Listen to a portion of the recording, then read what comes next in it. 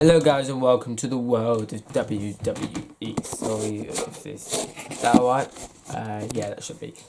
So today we're doing, as you can tell by the title of the video, my review for WWE Money in the Bank 2019. In my opinion, it was a good pay-per-view, a pretty good pay-per-view considering WWE's not been that great recently, but a terrible ending. Okay, let's start off with the kickoff show. The Usos defeated Daniel Bryan and Rowan. I was quite surprised that this match wasn't for the SmackDown Tag Team Championships, which is like, it makes the match a bit not like, and the Usos win. So now they might be in contention for the SmackDown Tag Team Championships, I don't like, because War Superstars get facing SmackDown Superstars for the title. It doesn't work, it doesn't make any sense, it makes the brand split no longer a thing. Pretty much, so yeah, so it was a pretty decent match. It wasn't like the best match ever, 5-star classic, why is this on the kickoff show? No, it wasn't anything like that. It was just a pretty decent match. Next up we had Bayley defeating Carmella, Dana Brooke, Ember Moon, Mandy Rose, who was with Sonya Deville, Naomi, Natalya and Nikki Cross to become Miss Money in the Bank. A really good match. I was not expecting a lot from this match. I was kind of just like, the superstars in it aren't that great, and especially because of Alexa Bliss's injury, she was replaced with Nikki Cross. So that I'm not saying Nikki Cross is bad, but she's not at kind of the same level as Alexa Bliss, who's kind of like a big star former Miss Money in the Bank winner. So it was a really good match, probably the best. I haven't seen the first Women's Money Battle match, but I saw the last year's one and this year's one. It was better than last year's. I really just enjoyed it. I just enjoyed this a lot. It was just a very fun match. I predicted Mandy Rose, but Bayley won, which is probably even better. I just didn't see how it worked, but it worked really well tonight. So yeah, I love the ending. Basically, Sonya Deville was carrying Mandy Rose up to the top of the line so she can grab the briefcase. But even so, she could have just took the briefcase and just handed it over to her and she would have won because of that Carmella and Jay's Ellsworth thing. But they've probably changed it. But so she did that. And then Bayley arrived on climbed up the other half of the ladder. She just pushed them off, grabbed the briefcase. She is Miss Money in the Bank. She got cheered. She kind of got booed afterwards because she was mentioned about her family with Sasha Banks and so on and so forth. But I thought it was really good, and Bayley looks like a star again. So yeah, now let's get to this part. Rey Mysterio defeated Samoa Joe to become your new United States champion in 1 minute and 40 seconds. There's a bit of I'm not sure what to think if this was intended or not, but basically Samoa Joe broke his nose, so that's why I think that could be a reason why the ref count 1, 2, 3 with the shoulder up. And by the way, there's a lot of referees being terrible with their job in this match. Like, the shoulder was up, even so the ref didn't see, which means Rey Mysterio is the new United States champion. And because of the broken nose, I think, I'm not 100% certain that it might have stopped there because of the Samoa Joe's safety, or that might have been the intended result. I'm not 100% certain. But yeah, and after the match, because Samoa Joe's really mad that he pretty much never lost the title, he basically just destroyed them both. And war's already happened, and he said to the website, if you want to set a good example for your child, Dominic, then you will give me back my title. Just give it up, give it back to me. By the way, Dominic came out after the match to celebrate with him, but Samoa Joe was attacked and did attack Dominic because Dominic pretty much didn't want to get in the ring because he didn't want to get destroyed. But yeah, it was not that good though. I was just like, okay, Rey Mysterio is great. It's great to hear that he's become a Grand Slam champion, don't get me wrong, but it's just kind of disappointing. But to be honest, Samoa Joe did look like a killer. When you don't want to get mad, basically, he just basically destroyed, and the blood created that effect of him just wanting to kill you. So it was, the ending was, what happened after the match was pretty good. Next up, Shane McMahon defeated The Miz by escaping the cage. The match lasted 13 minutes and thank you, motorcycle, and 13 minutes and 10 seconds. this match was a pretty good match. I like the fact if you were gonna have Shane win so he can have his rivalry with the Roman Reigns at Super Showdown. At least they made the Miz look strong. But sorry, let me turn off the lights. It might make it a bit brighter. Didn't really help that much, but basically, the referee screwed up again. Again. Literally. Miz hit the skull crush for now. I thought it was it. End of the rivalry. 1, 2. Shane McMahon got his foot on the rope in a no disqualification match. In a steel cage match, sorry. And it's a rope break, even so in steel cage matches, there's no rope breaks. It doesn't make any sense. You can't go to the well this much. Even though I don't know if that was intended or just a mistake they made. It was ridiculous. Like the commentators even talked about it. So I don't know. So that was a bit annoying, but the match was good. Basically, it ended with Shane McMahon falling out of his shirt. Well, it's going to be crazy because he was going to do some crazy suplexes, which I thought they teased it quite well because I thought he was actually going to do it because it's Shane McMahon. But he actually won. But although the rivalry's getting a bit stale, I want, let's say, Roman Reigns to beat him at Super Showdown. And then at SummerSlam, we have this rematch and Miz wins. Because although he looks strong on both occasions, he didn't beat Shane. It was kind of just a bit stupid about that. I really wanted Miz to win so he'd have a bit of that momentum and so on and so forth. But yeah, the match itself was decent. It was pretty good. Next up, we had Tony Nese defeating Audrey Davari to retain the Cruiserweight Championship. The match lasted 9 minutes and 25 seconds. Okay, I'm quite happy that the Cruiserweight's on the main card. It was deserved for a long while, but it does happen to this match, which I was just like, okay. It was a decent match. It wasn't anything that's going to get more views to 205 Live, but it was a decent match. Tony Nese, of course, retaining. I'm just a bit annoyed because they could have done even Buddy Murphy versus Akira Tozawa Elimination Chamber. That was a good match.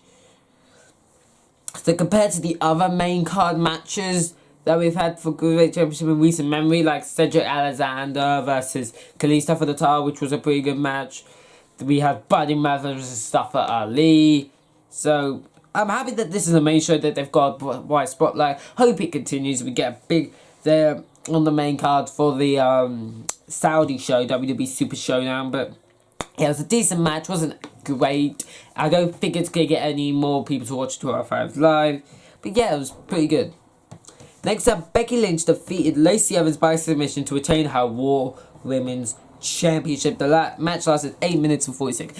And a lot of people saying it was a bad match. I thought it was actually a pretty decent match. It wasn't the best match. It was not like a 5-star match, but it was a pretty good match. But the referee screwed up again.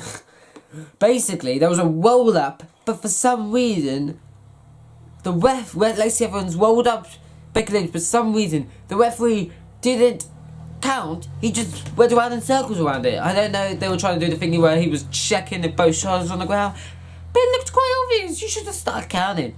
But Becky Lynch reversed into the disarmer. Becky Lynch retains the Raw Women's Championship. But right afterwards, Charlotte Flair just walks in the ring and challenges for them to have their match now. So I do think that was smart by by Charlotte. And of course, because it makes sense that Becky Lynch is going to ask because he's a babyface. It would look a bit cowardly if he's just like, no, I'm going to Barrack. We're going to have our match later. But Charlotte Flair defeated Becky Lynch to become the new SmackDown Women's Champion. The match lasted 6 minutes and 15 seconds. It basically happened where Charlotte Flair was out on the ground. Becky Lynch was in the win.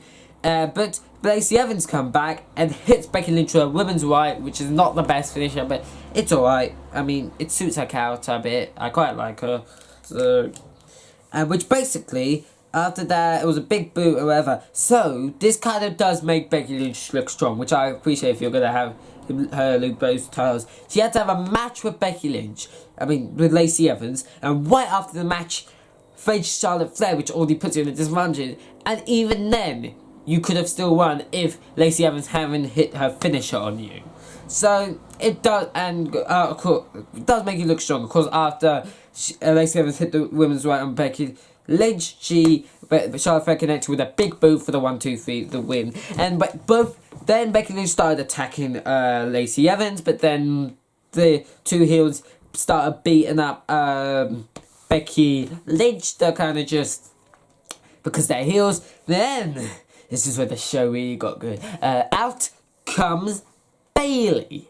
Bayley comes in and fights them off, then cashes in her Money in the Bank contract to face Charlotte Flair for the SmackDown Women's Championship. The match lasts 20 seconds, elbow drop, 1, 2, 3. Bayley's your new SmackDown Women's Champion. That was a great moment, and Bayley makes history by becoming the first ever Women's Grand Slam Champion, of course, becoming NXT Women's Champion, Raw Women's Champion, NXT Tag Team Champions, and now the SmackDown Women's Champion. So well done to Bayley. It was a great man. It's kind of weird because it's almost like everything involved with Becky's like one big section, but it's like 3 different matches. But yeah, it was great to see Bayley cash in. Although I wasn't that happy when Alexa Bliss did it, because it's a bit stupid, in my opinion. It didn't make a lot of sense, but it made sense. It was a heel, and they did it in a way where Bayley didn't look like a heel for cashing or only beating up champion. She did look like a heel, and that is something that I was really worried about. So yeah. Next up, Roman Reigns defeated Elias in 10 seconds. So basically what happened is, Roman Reigns was preparing his match one day backstage. Elias hits him with a guitar, which means his guitar breaks. He walks into the ring, gets his little stool, plays an electric guitar, plays a song. Like, oh look, there's no Roman Reigns, I'm off. Then Roman Reigns' music hits, and we got, the barrel, boom, boom. Yeah. So basically, this was when Elias was on the stage. Roman was running out, hit Superman punch on Elias, chucks Elias into the ring, bell rings, spear, 1, 2, 3. Roman Reigns defeats Elias in 10 seconds. It was a bit stupid, and I don't think they should continue this because this is stuff that's just gonna get him booed again, making him like he's this unstoppable guy, but a good guy. It doesn't work. If you wanted to have these kind of matches, at least turn the guy heel. Sorry about that. So yeah, at least turn the guy heel. But yeah, I don't think they should continue stuff like that for him because he's gonna look like you're just gonna get him booed again. So yeah, I was not the biggest fan of that.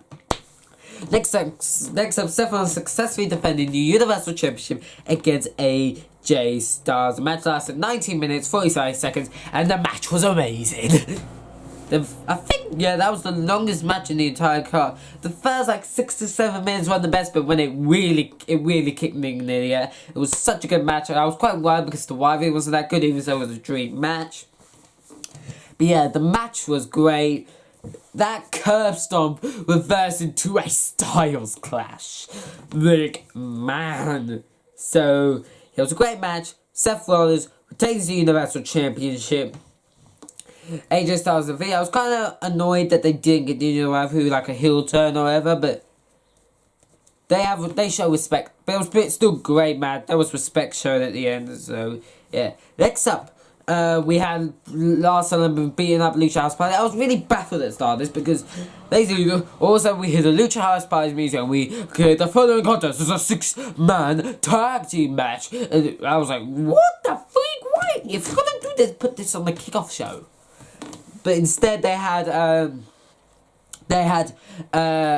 Lars Sullivan coming up, beating them up, and just the blood made it look a little bit better, but I don't really care about what Lars Sullivan's doing. Like, give him a title. Even if they give him the freaking new 24/7 championship, you've at least given him the title. Which, by the way, in my opinion, the 24/7 championship looks like trash. I enjoyed the segment. I'm gonna get a laugh out of it, but the title looks like trash. If you get past what the title looks, though, I'm quite excited for what they can do with it. So yeah. So next up, we had Kofi Kingston defeating Kevin Owens to retain his WWE Championship. The match lasted 14 minutes and 10 seconds. Although I predicted Kofi Kingston, I was a bit worried that Kevin Owens might win because he was originally supposed to face Daniel Bryan for the title and probably would have won. But no, they had Kofi Kingston win. It was a decent match. I think it really suffered from the placement, considering the last match we just had that great match between Seth Rollins and AJ Styles. But I still think it was a pretty good match. Might have been better if it wasn't that there on the card. But yeah, still a pretty good match. Oh, by the way, throughout the show, I don't know in particular, but basically earlier on the show, Braun Strowman showed up. He's like, Sami, where are you? Next thing you know, Sami Zayn's like tied up or something. And Triple H says, you're not going to be in the Money in the Bank match, or replace him. Because I know you. Braun Strowman's like, in a very, he's clear to where he's like, no, it wasn't me. The Triple H is doing, yeah, really? And he was like, no, I did it, I swear. Then he's like, then Triple H is like, get out of the building. He's like, okay, man, whatever. I was just like, this is either terrible acting or he did do it. So yeah, let's get to the main event. Brock Lesnar was the 8th guy with defeating Ali, Andrade, Baron Corbin, Drew McIntyre, Finn Balor, Randy Orton, and Ricochet. But let's just basically what happened was the match. I will talk about it separate, but basically, literally seconds, like less than a minute before the match ends, Brock Lesnar runs to the ring, pushes a ladder on the ramp, which basically falls onto some camera bedding, probably some people in the crowd. Runs in the ring, pushes Ali off the ladder. Climbs the ladder, and he's Mr. Money in the Bank. But let's just have a moment to appreciate the match. The match was superb. The match was just like, oh my goodness, it was so good. You had these people looked like they wanted to kill each other. I was like, well, I even got entertained by Baron Corbin in this match. Baron Corbin. Of course, the crowd chanted, so did I, you still suck, you still suck, you still suck. But still, I got entertained by Baron Corbin. That's the most shocking part about this whole thing. The match was incredible. No one looked weak in this match. Everybody looked great. And Brock Lesnar showed up, gonna win. And Brock Lesnar, that annoyed me. Brock Lesnar did not need to win the Money in the Bank contract. He could have just been absolutely fine without the contract. But they gave the contract to him, which is unnecessary. If you want to put him in Magic and Dive, just have an F5 the champion. Boom, you've put him in picture. I think if you're gonna have Brock Lesnar around, just don't have him in the title picture. Just have him like Brock Lesnar versus Drew McIntyre for the title. That could be really good. Randy versus Randy Orton, that could be really good. So you have so much opportunities, and yet you just as a main event, as a world champion, he's terrible. So yeah, I was not happy with this, but I want to say thank you for all the wrestlers in the match that really entertained us. It was a great match. So yeah, overall this pay-per-view was really good. The ending was bad. Well, the final match was great, but the ending to that match was bad. But overall, a really good pay-per-view. Considering WWE's recent declines, probably the worst it's been in a while, since probably like November 2017 when War was terrible. Not 2017, 2018. So yeah, overall, a really good pay-per-view. So yeah, I hope you enjoyed this video. Don't forget to like the video, subscribe to the channel if you haven't yet, turn on notifications so you never miss a video, and I'll see you all in the next video. Bye guys. Bye guys.